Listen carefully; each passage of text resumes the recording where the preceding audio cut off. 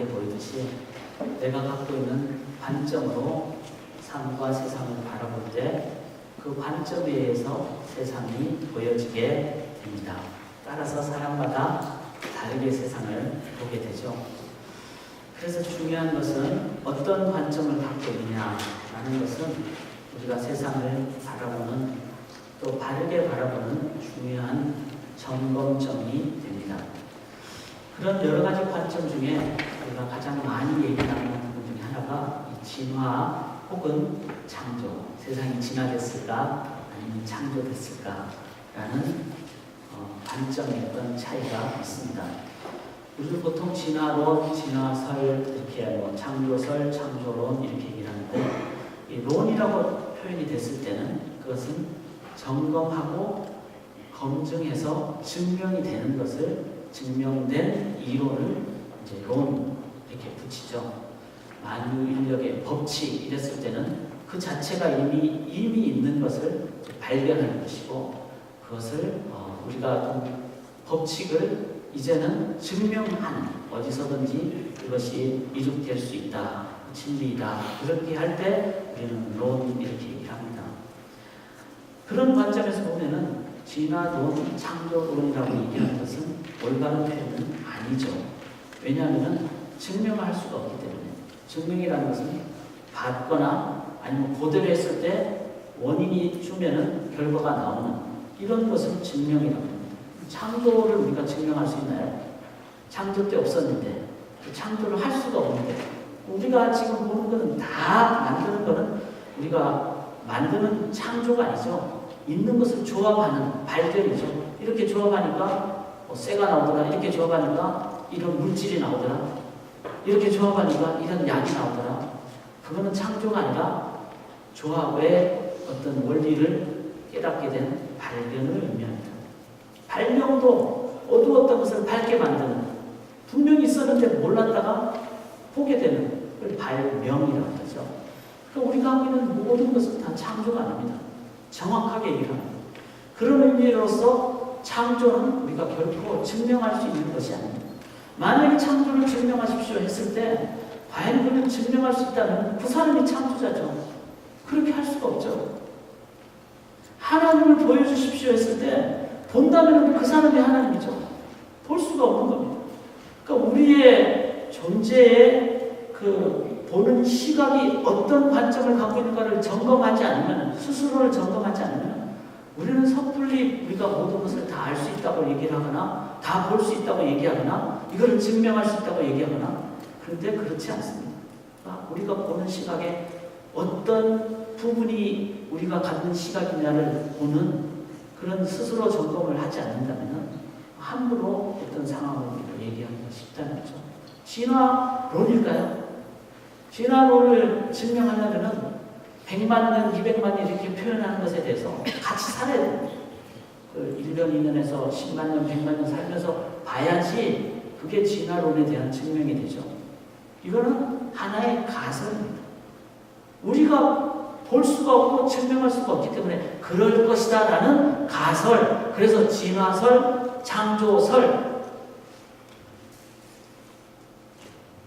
만약에 진화설이 맞다면 우리들은 어떤 가정을 좀 해볼 수 있을까요? 진화설이라는 것은 기본적으로 우연에 의해서 그냥 있는 것이 우연에 의해서 어떻게 뭉쳐졌다가 좀 더 발전적으로 그것이 거듭나서 거듭 반복되면서 더 발전적인. 그래서 처음에는 뭐 단세포가 다세포가 되고 그 다음에 유기체가 되고 그 다음에 그게 생물체가 되고 이런 그 부분이 반복되다 보니까 우연에 의해서 점점 더 이렇게 진화하는 발전이 되는 이것이 기본적인 진화설의 입장입니다. 그런데 그 진화설의 가장 기본적인 전제는 우리의 생각을 그렇게 될 것이다라는 추측과 그리고 그렇게 된 것을 한번 경험하는 것을 보면서 그 다음 단계도 그렇게 될 것이라는 경험에 근거한, 체험에 근거한, 아니면 어떤 부분적인 정황에 근거한 가설을 얘기하는 것이 진화설이 되겠습니다. 진화설의 가장 핵심은 발전한다는 거예요. 근데 그 발전이 이제 어떤 물질의 영역뿐만 아니라 우리 어떤 사회적인 영역, 물질의 영역들이 모인, 그래서 물질이 유기적인 물질이 되고 그게 어떤 생명이고 그게 어떤 가장 고등동물이 되고 그 고등동물의 모임인 사회가 계속 진화하는, 그래서 발전하는 이 부분까지 얘기하는 것이 이제 진화설의 기본적인 관점입니다. 그럼 우리가 기본적으로 보듯이 과연 이 사회가 발전하냐 이거예요. 자본주의 다음에 칼 막스는 진화설의 입장에서 자본주의는 반드시 마지막 단계가 아니라 이거는 한계가 있기 때문에 자본주의 다음에 공산주의가 반드시 온다. 그게 발전이기 때문에. 그리고 그 공산주의는 반드시 사회주의로 발전한다. 이게 칼 막스의 세계를 뒤흔든 이론이었습니다. 칼 막스의 다스 카피탈, 자본론이 나왔을 때 전 세계의 절반이 이 공산주의 이론을 따라갔습니다. 그래서 한때는 뭐 우리가 구소련 연방이라고 했죠. 소련이라든지 뭐 중국이라든지 공산주의 나라가 전 세계 절반을 차지했습니다. 그러나 그 공산주의는 자본주의 다음에 생겼나요? 거꾸로 되고 있잖아요. 공산주의 다음이 자본주의고 그 공산주의가 사회적으로 발전하면 그렇지 않습니다. 사회주의가 이제는 다시 자본주의가 됩니다. 왜냐하면 인간의 사회는 그렇게 우리가 생각하는 것처럼 진화하는 사회가 아닙니다. 사회는 관계적인 측면이나 내면적인 측면이나 순수도의 측면이나 우리의 의지적인 측면을 다 봤을 때 실은 사회는 지금 발달이 아니라 퇴보하는 모습을 보게 됩니다. 중간 단계가 있어야지 분명히 진화설에 대한 증명을 할 수가 있는데 증명이 제대로 되지 않죠. 자연계에서 예를 들어서 어떤 원숭이 유라고 할 수 있는 침팬지에서 만물의 영장이라고 쓰는 사람을 진화설의 입장에 한다면 그 사이사이에 이 증거가 있어야 되죠. 근데 증거가 뼈 몇 조각 정도의 증거, 그걸로 가설을 만들어서 중간 단계에 어떤 사람의 어떤 아니면 원숭이와 사람의 중간 단계가 있을 것이라는 가설인데 실은 그것은 증명으로는 되지 않아요. 왜냐하면 중간 단계에 대한 온전한 그 모형이 있지 않기 때문에. 이런 관점으로 본다면 진화설의 관점이 저절로 내버려두는 단순 반복을 발전적으로 많이 해서 더 고등 사회나 고등 기관이나 고등 생물체로 발전을 하는가 했을 때 무서운 생각이 들 수가 있죠. 만약 이대로 내버려 둔다면, 이대로 된다는 것을 우리가 가정을 한다면 과연 인간 이상의 다른 동물로 발전해야 되지 않겠습니까? 그런 사회를 우리가 상상할 수 있을까요? 그리고 그런 사회가 건강한 사회일까요? 진화설이 잘못 적용이 되면 사람의 사회 속에 혼돈을 더할 수밖에 없는 그런 모습을 갖게 된다는 것을 우리가 알아야 됩니다.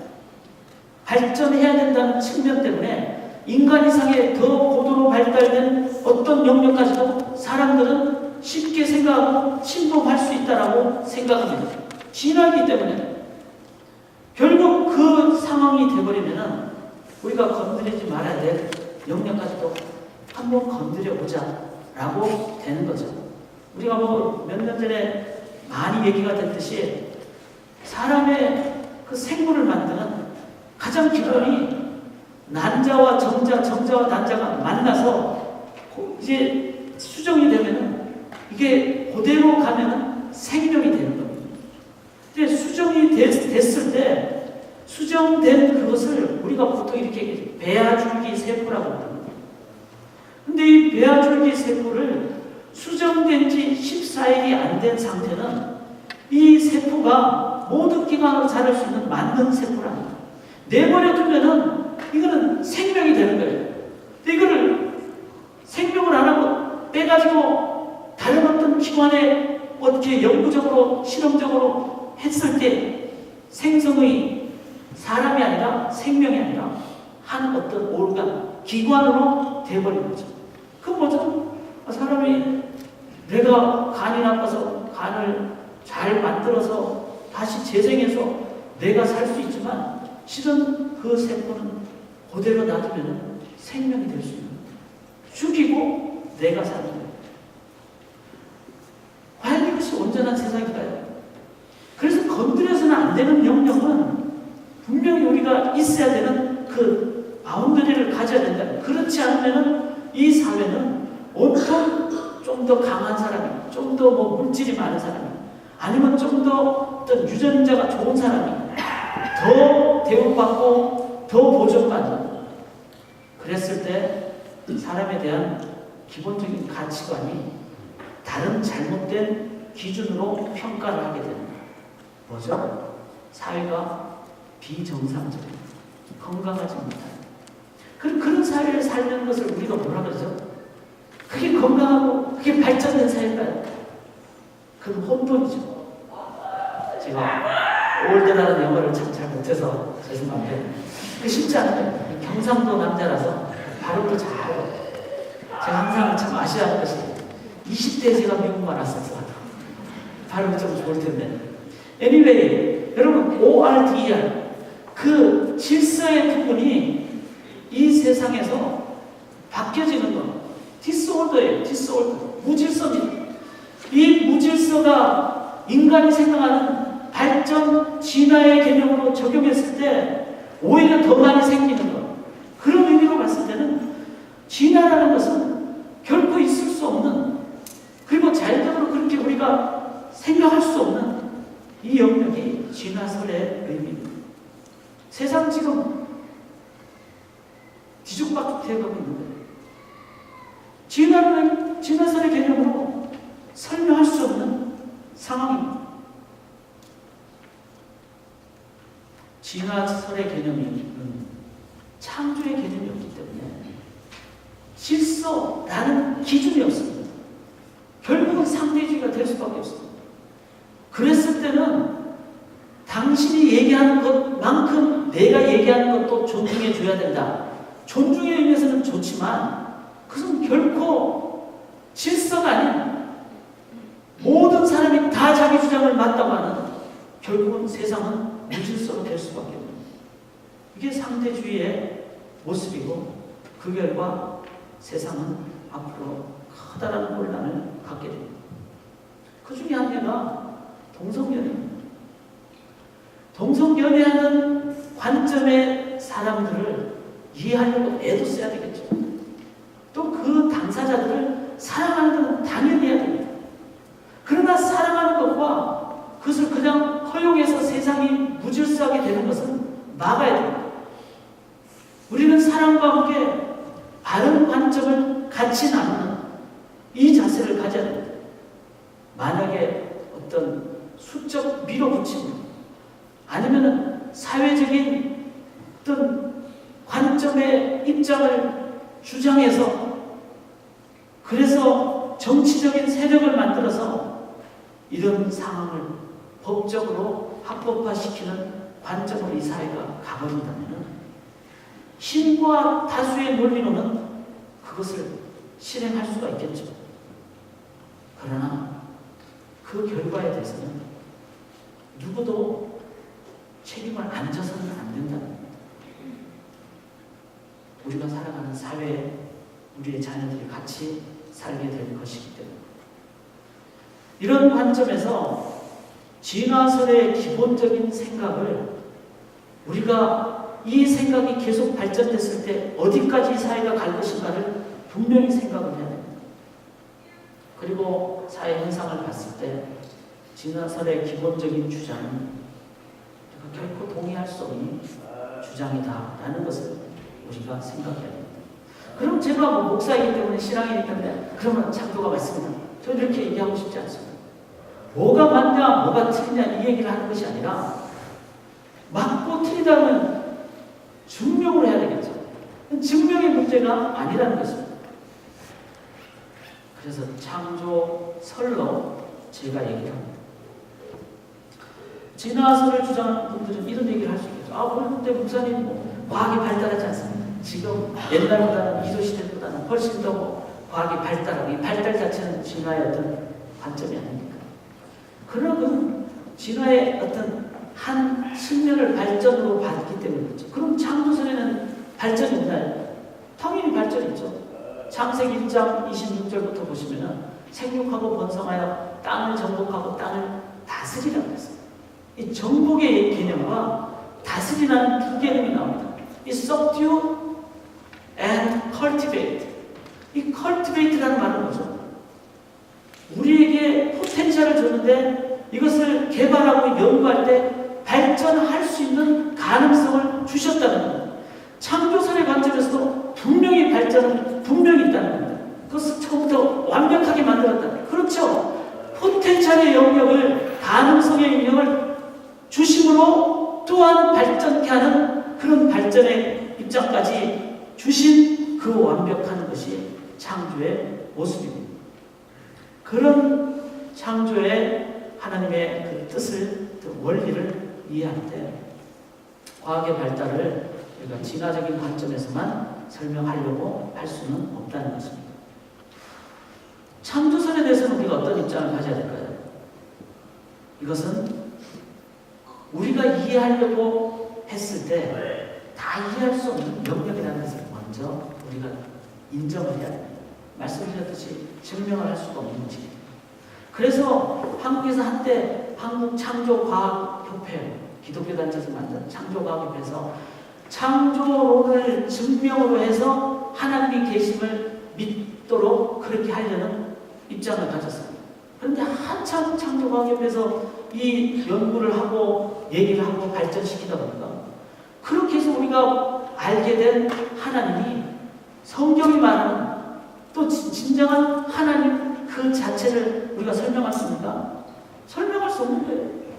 그러니까 창조 과학적인 접근으로 하나님을 얘기하는 것은 하나님의 일부분이거나 하나님에 대한 어떤 설명 내지는 표현을 할 수 있지만 그 하나님을 믿으라라고 얘기를 할 수 없다는 겁니다. 그래서 거꾸로 가야 됩니다. 하나님은 계시다. 그걸 우리의 믿음으로 보자. 그리고 그 하나님이 계신 그 하나님이 만들어 놓은 이 세상은 어떤 것일까를 봤을 때 그 속에 질서가 있고 원리가 있고 이랬을 때 하나님이 만든 세상은 이렇게 귀한 order, 질서로 나가는구나 라는 것을 보게 되므로 한 번 더 confirm, 우리의 하나님에 대한 신앙을 한 번 더 확증하는 데 도움이 되는, 그래서 이걸로 증명하는 게 아니라 확신을 가는 데 도움이 되는 관점으로 나아가는 것이 창조에 대한 우리의 바른 관점이다. 그래서 우리가 접근해야 되는 것은 여기부터 질서가 들어가는 거죠. 내가 모든 것을 다 안다고 생각하고 창조에 대해서 접근하는 것은 잘못된 질서입니다. 그 전제를 여러분들이 이해하시고 우리의 삶의 모든 영역을 내가 세상을 다 안다, 내가 세상의 모든 것을 다 이해할 수 있다, 내가 세상의 모든 것을 다 알아야 된다 라는 나의 혹시 잘못된 선입견이 있다면 그부터 우리들이 다시 하셔야 됩니다. 그래서 성경은 첫 장, 첫 절을 이렇게 얘기합니다. 태초에 하나님이 천지를 창조하신다. 이것은 우리가 이해해서 보게 된 하나님이 아니라 이미 계신 하나님을 우리들은 그 하나님이 말씀하신 그대로 우리가 받게 됩니다.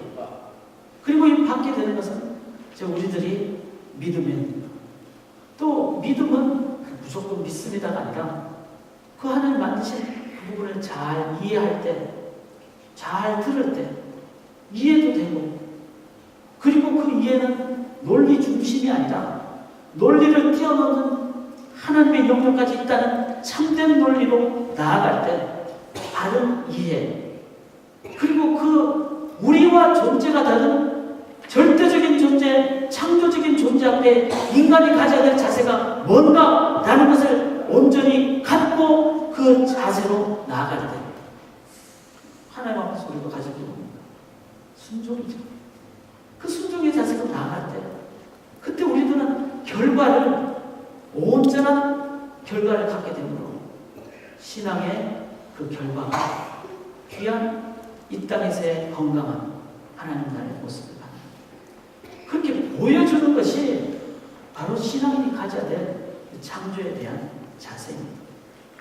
그래서 창세기 1장을 보실 때 겸손하게 볼 뿐만 아니라 바르게 보실 뿐만 아니라 그것을 마음으로 보실 때 이제는 순종하게 되고, 순종하고 나갈 때 이 땅이 건강하게 되는 그 부분을 예수 믿는 자들, 믿음의 자들이 그것을 갖고 살아갈 때 세상에 바르게 나아가게 된다는 것입니다.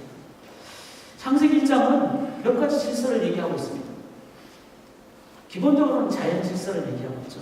하나님이 자연을 만드실 때 질서대로 만들었잖아요. 하늘을 만들고 그 다음에 새를 만드셨죠. 그 다음에 근원적인 빛을 만드시고 그 다음에 해달을 만드셨죠. 땅을 만드신 다음에 그 다음에 식물을 심으셨죠. 그러니까 순서를 가졌다는 것은 하나님이 자연을 만드실 때 질서대로 만드셨다는 것을 의미합니다. 자연을 정복하고 다스리라는 말은 다스리는 이 인간이 이 자연을 하나님의 원리와 질서대로 다스리는 것. subdue라는 말은 그곳에 가서 그렇게 사는 것을 의미합니다. 그렇다면은 믿는 자들이든 믿지 않는 자들이 정말로 믿는 자들이 해야 된다면 뭘 해야 되겠습니까? 하나님 만드신 이 자연 원리를 그 질서대로 그대로 우리가 지키고 나가는 것. 이것이 진정한 믿음의 요소 중에, 믿음의 표현 중에 하나라는 것입니다. 정말 믿음이라면 하나님 만든 자연을 우리들이 그 질서대로 잘 다스리는 것. 생태계를 파괴하지 말아야 돼요.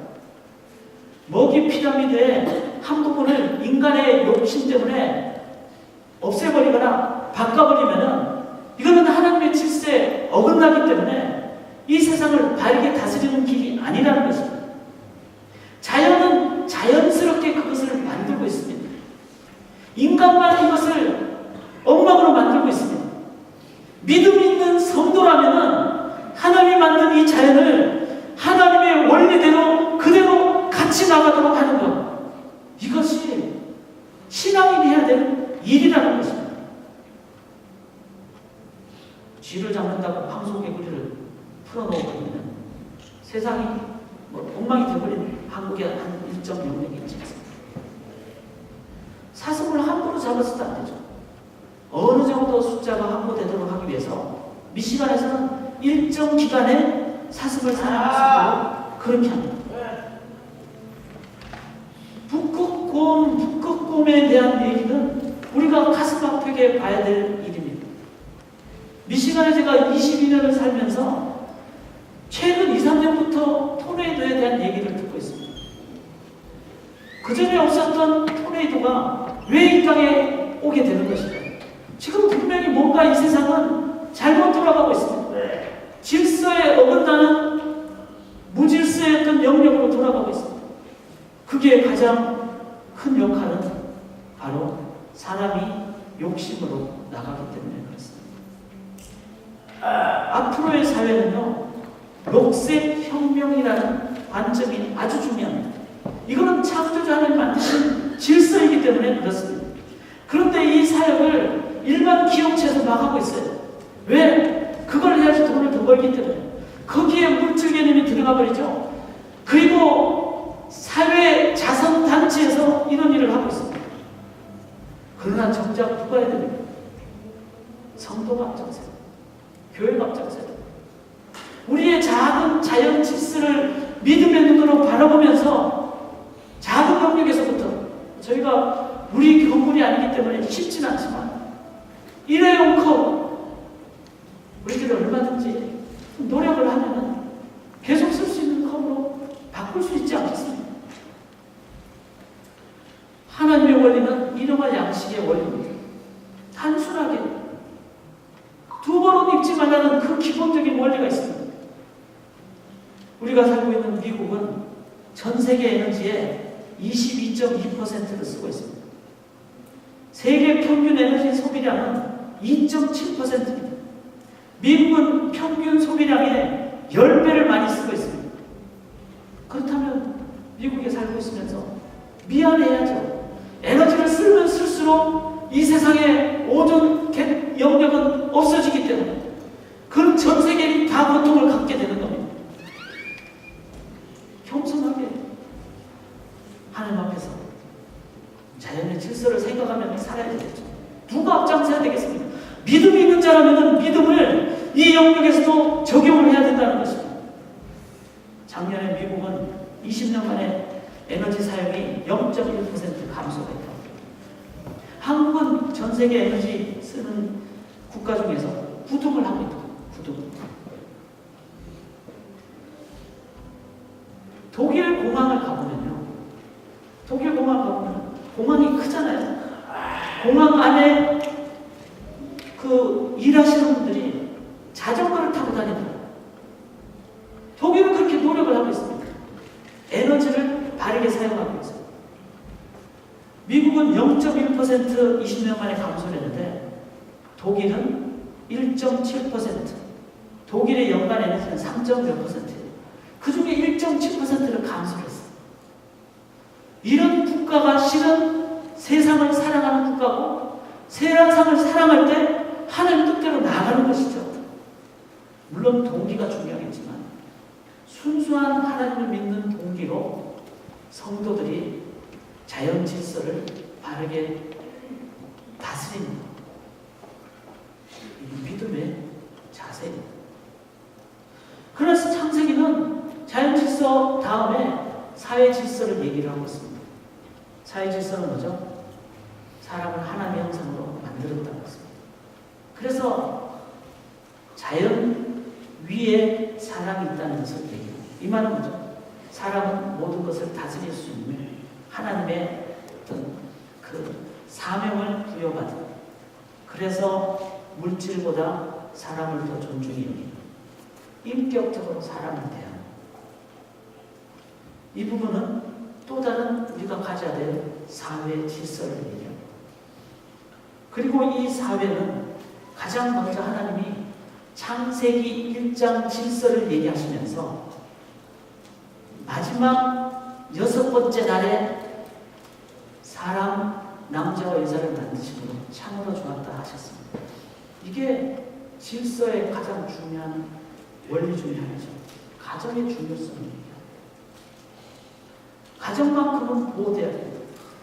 가정을 무너뜨리는 어떤 영향력에 대해서는 그 우선순위를 가정을 보호하는 쪽에 우선순위를 가져야 됩니다. 여러분 많은 좀 깊은 생각을 우리가 적용을 할 수 있습니다. 또한 질서 중에 하나가 남자와 여자로 창조하시고 이렇게 하셨어요. 남자와 남자를 창조하시고 이렇게 안 하셨어요. 남자와 여자를 창조하시고. 그렇다면 이 시대에 남성, 여성의 구별이 점점 없어집니다. 이것 또한 무질서의 영역이라는 걸 기억해야 됩니다.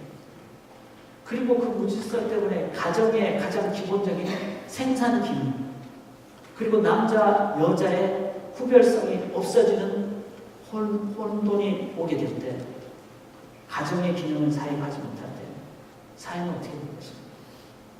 혼돈이 올 수밖에 없습니다. 이 엄청난 재앙을 우리들은 경각심을 가지고 보셔야 합니다. 그런 의미로 저희가 지난주부터 여름 되면 좀 우리가 옷차림을 좀 단정히 하십시다. 이런 부분 또한 저는 참 중요하다고 생각합니다. 우리 아름다운 모습, 멋진 모습 우리는 잘 가꿔야 됩니다. 그러나 그 부분이 지나친 것은 하나님 만드신 아름다움이 아니라 사람의 관점을 더 앞세우는 모습이 되기 때문에 질서의 아름다움이 파괴될 수가 있다는 것입니다.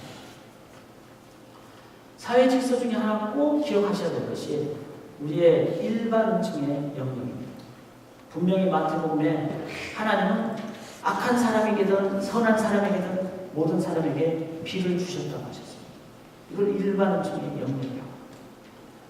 일반 은총의 영역을 온전히 성도님들이 이해하실 때 우리는 기본적인 사람을 대하는 자세가 기본적으로 존중함으로 드려야 됩니다. 비행기를 누가 만듭니까? 다 비행기 타고 미국 오셨을 텐데. 자동차를 누가 만듭니까? 신앙인이 만듭니까? 모든 사람이 같이 만듭니다. 그걸 다 혜택을 누리면서 살고 있습니다. 그렇다면 기본적으로 사람을 대할 때 존중하며 대하는 모습이 있어야 됩니다. 그리고 이 일반 은총은 하나님 만드신 일반 삶의 영역에서 질서대로 적용되는 상식의 영역을 얘기합니다. 한동안 그런 표현이 많이 회자가 됐습니다. 교회 안에서. 기적이 상식이 되는 교회. 저는 필요하다고 생각합니다. 그러나 기적이 상식이 되는 것만을 기대할 것이 아니라 상식이 상식으로 여겨지는, 상식이 상식으로 지켜지는 교회도 먼저 돼야 되지 않겠습니까? 공부한 대로 성적표 받는 것이 상식입니다. 상식을 무시한 영역은 신앙인의 기본적인 자세다. 상식 플러스 하나님의 인도하심의 놀라운 능력 또한 표하는 것이 가장 건강한 바른 자세죠. 이스라엘 성지를 한번 가봤을 때 나사렛이라는 곳을 갔어요. 그곳에는 기본적으로 이슬람권들이 많죠. 이슬람권은 하루에 5번 애잔이라고 막 그 스피커에 그 애잔 기도 소리를 막 얘기합니다. 그러니까 그게 기독교 단체들이 그럼 우리도 하자 이렇게 해서 기독교 단체 예배 드릴 때 그렇게 스피커로 이제는 찬송가를 막 이렇게 하더라고요. 그런데 동방정교가 있고 개신교가 있죠. 프로테스탄트. 동방정교에서 막 얘기할 때 막 스피커 할 때 발연패 교인 개신교에서 막 찬송가를 크게 하고. 이것은 상식이 아니에요. 상식은 남들이 다 시끄럽게 할 때 좀 같이 조용해주고 그리고 같이 소리를 들을 수 있도록 하는 이런 것이 상식 아니겠습니까? 상식은 하나님이 만드신 기본적인 질서입니다. 그 이상을 구하는 것은 좋지만 기본을 생각하지 않고 나아가는 그것은 하나님 만드신 사회 질서에 원한다는 것입니다. 한국의 여객선 참사를 보면서 분노하는 것은 상식이 없었기 때문에 그렇습니다. 구명정은 위급할 때 바다에 던지면 저절로 펼쳐져야 되는 것이다. 펼칠 수 있도록 그렇게 풀어놓지도 못하는 게 구명정이었고 펼쳐도 펼쳐지지 않는 것이라면 그것은 기본 상식이 평소에 지켜지지 않았다는 이유입니다. 사랑하는 여러분, 자연 질서 구원받은 성도님들이 주님 오실 때까지 이 땅을 잘 다스려야 합니다. 사회 질서, 하나님 만드신 그 6째 날의 그 원리를 기억하면서 신앙의 관점에서 잘 다스려야 됩니다. 그러나 정작 우리가 이 한 가지 부분을 얘기를 안 한다면 진정한 질서를 모르는 겁니다. 자연 질서가 있어요. 사회 질서가 있어요. 여기서 제가 설명을 끝난다면 이거는 질서를 모르는 거죠. 왜? 사람은 하나님 안에 있기 때문에. 하나님에 대한 우리의 자세를 우리가 함께 점검하지 않는다면 그건 진정한 질서가 없는 것입니다. 그래서 꼭 보셔야 될 것이 영적인 질서입니다. 영적인 질서는 뭐죠? 우리가 하나님을 떠나버리는 것은 무질서입니다. 그걸 죄라고 해요. 하나님을 하나님으로 의지하는 것을 피조물인 존재가 절대적인 존재 앞에 가질 수 있는 유일한 자세가 믿음이고 의지고 그분을 경배하는 이 영적 질서는 이 모든 질서를 바르게 하려면 가장 중요한 기본적인 절대적인 질서요 원리입니다. 그래서 창조는 6째 날로 끝난 것이 아니라 일곱째 날 안식, 하나님을 전적으로 기억하고 진정한 창조의 그 의미를 우리의 가슴을 밝게 깨닫게 되었습니다. 영적인 것입니다. 우리의 삶에서 이 부분을 우리가 꼭 기억할 수 있기를, 나는 지금도 하나님을 의지한다. 난 지금도 하나님을 믿음으로 기도하며 경배하며 나아가고 있는 거야. 뿐만 아니라 삶의 현장에서 그분의 뜻이라면 내가 그대로 갖기로 원하는 거야. 이 믿음의 원리는 반드시 우리의 삶에 필요합니다. 왜? 질서대로 나가고 있습니다. 자연은 그렇게 자연스럽게 나가고 있습니다. 여러분, 사자는 자기가 먹고 싶은 것에 위에 70%만 먹으면 그 다음에 안 먹는단 말이에요. 인간은 절대로 그렇지 않죠. 120% 먹어야지 만족하는 사람이 인간입니다. 그런데 그 사람의 그 만족은 하나님으로 안 채워지면은 다른 것으로 채워야만 만족하는 것이 인간이기 때문에, 인간은 하나님을 절대적으로 찾지 않으면은 자꾸 다른 것으로 채우려고 하는 그 존재라는 것입니다. 그래서 인간은 철저하게 하나님 안을 의지하는 그 하나님 절대적인 자세를 가지셔야 합니다. 믿음, 예배, 하나님이 다 하신다는 그 하나님 앞에서는 내 생각을, 아무리 내 생각이 앞서가더라도 그 하나님 앞에서는, 내가 하나님 앞에서는 나의 부분을 가질 때, 그때 우리들은 온전한 영적 질서를 갖게 됩니다. 지난주에 우리가 이지원 자매님 예배를 드렸습니다. 미시간에서 자라서 삶이 어려워서 시신으로 발견된 자매입니다. 부모님 입장에서는 45일 만에 시신이 발견되기에 정말로 아프죠.